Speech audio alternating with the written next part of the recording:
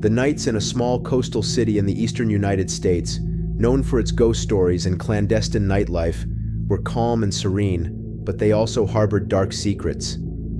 Let's call it Salem Harbor. This city was a place where the streets, illuminated by old lanterns and bathed by the ocean breeze, hid more than they revealed. In this setting, working as a taxi driver meant more than just transporting passengers from one place to another. It also meant being a witness to unusual and sometimes terrifying stories. Working at night had its own challenges and rewards. The deserted streets and sea breeze made the job special, but there was also a dark side. The taxi drivers, who had learned to live with the supernatural over time, shared stories of apparitions and inexplicable events. Salem Harbor's old colonial buildings and narrow alleys were silent witnesses to these stories, keeping the echoes of the inexplicable in their shadows. My name is James, and I am currently 45 years old. The story I am going to tell you happened some years ago when I worked as a taxi driver in Salem Harbor. I started this job like any other driver, picking up passengers all over the city. However, a series of unexpected events transformed my routine nights into a sequence of disturbing and supernatural experiences. Salem Harbor, with its peaceful appearance, hid a dark side that I gradually discovered. My nights turned into a parade of peculiar characters and strange situations. From businessmen with dark secrets to women with mysterious looks, each passenger seemed to bring with them a part of Salem Harbor's hidden history. As I delved more into my night work, the boundaries between reality and the supernatural began to blur, and soon I found myself trapped in a world of shadows and whispers. One afternoon, while I was at the taxi stand waiting for customers, one of my colleagues, Martin, approached me with an intriguing proposal. Martin, a man in his 50s with whom I had shared many nights of work, seemed to have something important to say. He mentioned that he had received an offer to work for a bar located a little outside the city. The bar, known for its select clientele and discreet services, needed a reliable nighttime taxi driver. Intrigued, I asked for more details. Martin explained that the bar's owner, Richard, was looking for a trustworthy night driver to transport his clients and workers. Although at first the idea seemed a bit unusual, it also intrigued me. It was an opportunity to earn extra money and perhaps experience something different. Additionally, working at night meant less traffic and better pay, which was very attractive to me. Martin, however, couldn't take the offer because his wife didn't approve of him working in such an environment. He confessed that he had thought of me for the job because he trusted my honesty and professionalism. As I reflected on the proposal, curiosity began to take hold of my mind. I decided that the next day I would talk to Richard to learn more about this new job. The idea of working in an exclusive nighttime environment, although risky, also promised to be exciting. The next day, I met with Richard, a young and confident man who explained the job details to me. The bar needed a taxi driver who could be available during the late night hours when clients needed to return home. Richard offered me an attractive income and a flexible schedule, which convinced me to accept the job. Thus began my adventure as a nighttime taxi driver in Salem Harbor, not knowing that this new job would lead me to face some of the most chilling moments of my life. The first days as a nighttime taxi driver in Salem Harbor were a mix of emotions. On the one hand, I was fascinated by the freedom of driving through deserted streets under the moonlight, enjoying the tranquility that only the night could offer. On the other hand, the new job brought unexpected and often unsettling encounters. The clients I picked up from Richard's bar were a mix of colorful characters, each with their own story and mystery. One of the first nights, I picked up a young woman who seemed nervous. As we drove, she kept looking out the window, as if expecting to see something or someone. Suddenly, she asked me to stop the car. I looked in the rearview mirror and saw a dark shadow moving quickly towards us. The woman screamed, and when I looked again, the shadow had disappeared. Terrified, I tried to calm her, and we continued our journey in a tension-filled silence.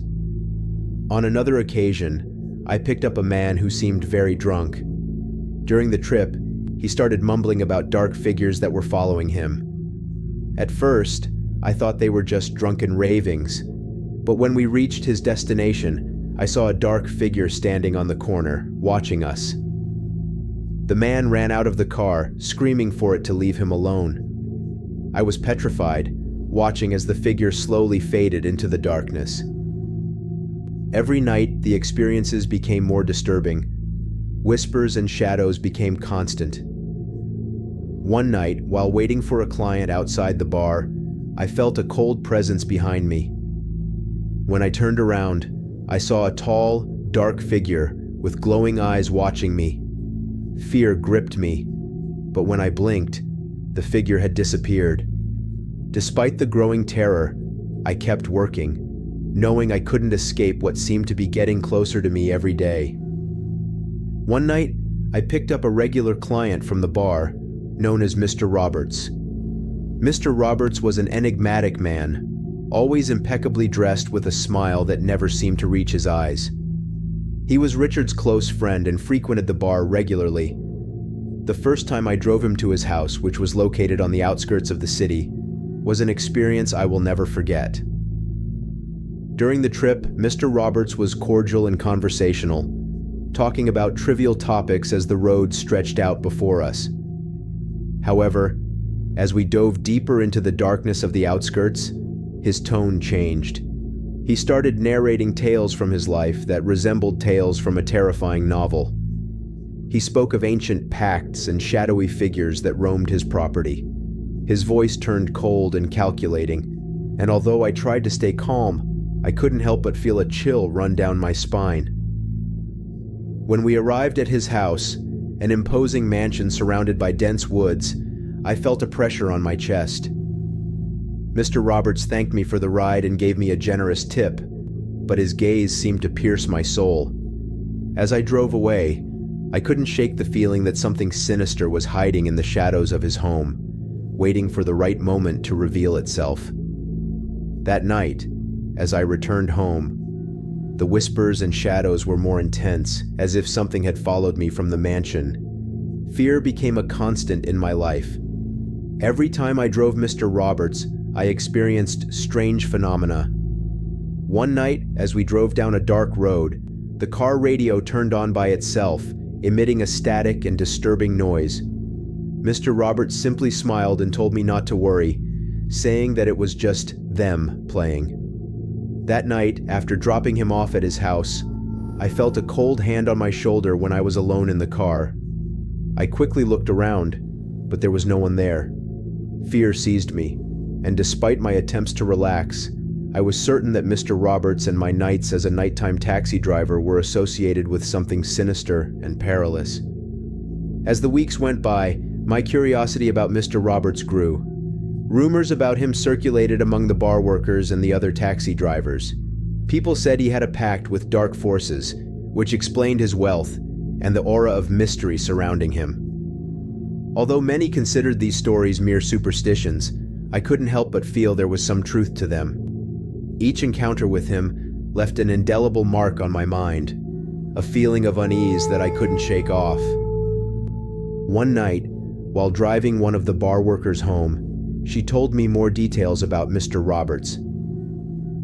"They say he made a pact with the devil," she whispered, looking nervously out the window. "The girls, who spend a significant amount of time with him, begin to see strange things. Shadows, figures, and things that shouldn't be there." Her voice trembled, and I couldn't help but feel a knot in my stomach. Curiosity mixed with fear, and a part of me wished I had never taken that job. I decided to be more observant when I was around Mr. Roberts. I began to notice small details, how his shadow seemed to move independently under the dim light, how animals avoided his presence, and how the air grew cold around him. One night, as I drove him to his mansion, I dared to ask him directly, "Mr. Roberts, what really happens in your house?" He looked at me with those dark, deep eyes, and a sinister smile formed on his lips. "James, there are things better left unknown. But I'll tell you this. Fear is the price we pay for power." Mr. Roberts' response only increased my fear. That night, upon arriving at his mansion, I saw something I will never forget. A tall, dark figure moved among the trees, slowly approaching. "It's just my guardian," Mr. Roberts said indifferently. "It won't harm you if you don't fear it." But fear had already taken root in my heart. As I quickly drove away from his house, the shadows seemed to follow me, and the air around me felt heavy and oppressive. One night, I received a call to take Mr. Roberts home. This time, he wasn't alone. Emily, one of the younger and newer workers at the bar, accompanied him. Emily was a young woman of barely 22 years, with a bright smile and an energy that was contagious to everyone around her. However, that night, her face showed signs of worry and nervousness, something I hadn't seen in her before. During the ride, Emily tried to maintain a light conversation with Mr. Roberts, but there was something in the atmosphere that unsettled her. "Mr. Roberts, I've heard many stories about your house," she said, her voice trembling slightly. He smiled and replied, "Not all stories are true, Emily, but some are." His words seemed to resonate in the darkness, filling the car with a palpable tension. As we drove deeper into the dark road towards the mansion, Emily began to whisper a prayer. Suddenly, Mr. Roberts asked her a strange question. "Do you want to see something truly terrifying?" Emily, thinking it was a joke, laughed nervously and agreed. It was then that he asked me to stop the car. With my heart pounding, I obeyed. Mr. Roberts got out of the car and walked into the darkness of the forest. Minutes later, the atmosphere turned icy, and a shadow moved quickly in front of the car, followed by a piercing scream that froze our blood. Emily and I were paralyzed, unable to believe what we had just witnessed. "What was that?" Emily whispered, her eyes full of terror. I tried to calm her, but I was trembling with fear myself. Mr. Roberts returned to the car, his expression unchanged. "It's just a small sample of what happens when you play with fear," he said calmly. "Now, let's continue." As I drove back, my hands trembled so much that I could barely keep control of the wheel. I was aware that a dark and terrible force had pursued us from the forest, and the constant sense of surveillance persisted throughout the entire journey. After that terrifying night with Emily, I began to experience inexplicable events in my night job. One of the first manifestations occurred one night while I was driving alone on a deserted road. Suddenly, the car became unbearably cold, despite the warm weather. I looked in the rearview mirror and, for a brief moment, saw a dark figure sitting in the back seat. I quickly turned my head, but there was no one there. These kinds of incidents became more frequent. The passengers also began to observe unusual occurrences. One night, a client complained that the car was haunted. "I feel like someone is watching me all the time," he said, his voice trembling. "There's no one else here," I replied, trying to sound calm, though my heart was pounding. However, in my mind, I knew something was really wrong. The feeling of an invisible presence was undeniable and terrifying. One particularly dark night, I picked up Martha, one of the bar's veteran workers. As I drove her home, she began to tell me about her own paranormal experiences. "I've seen shadows in the bar when I'm alone," she said, looking nervously out the window. "Once, I felt a cold hand on my shoulder, but when I turned around, there was no one there." As she spoke, a deep cold filled the car, and the radio started to emit static. Martha looked at me with wide eyes. "Do you see?" "We're not alone," she whispered, her voice full of fear. That same night, after dropping Martha off at her house, the car stopped unexpectedly in the middle of the road. I tried to start the engine again, but it wouldn't respond. Suddenly, I heard a whisper, soft but clear. "James! James!" My heart stopped. I looked around frantically but saw no one. I felt a cold hand on my shoulder and, with a scream, turned around. But there was no one there. With trembling hands, I tried to start the car once more, and this time it worked. I drove as fast as I could back to the city, my mind full of terror. One quiet night, while waiting outside the bar, Martha approached my car and asked me to take her home. Martha, a woman in her 40s, had worked at the bar for over a decade. She was known for her strong character and willingness to help others. During the trip, she decided to share with me a recent experience that had deeply disturbed her. "James, you have to hear this," Martha began, her voice low and trembling. "One night after the bar closed, I stayed behind to finish cleaning. As I swept the floor, I heard a soft murmur coming from the hallway. I thought it was one of the girls who had forgotten something, so I went to investigate but found no one." She paused for a moment, looking through the windshield as if she were reliving the moment. The murmur continued and seemed to get closer. Suddenly, all the lights flickered, and I saw a tall, dark shadow at the end of the hallway. "What did you do?" I asked, my voice barely a whisper. "I ran," Martha replied, her voice filled with terror. "I didn't return until the next morning, when the place was full of people. Since then, I've felt a constant presence around me, even in my own home." She confessed that she was afraid of being alone and sometimes heard the same murmurs while trying to sleep. Her story left me chilled, and although I tried to reassure her, I knew that what she described was not very different from what I had started to experience. That same night, after dropping Martha off, I had another terrifying experience. While driving back, dense fog covered the road. Suddenly, a dark figure appeared in front of me. I braked hard, the car skidded, and I stopped just inches from the figure.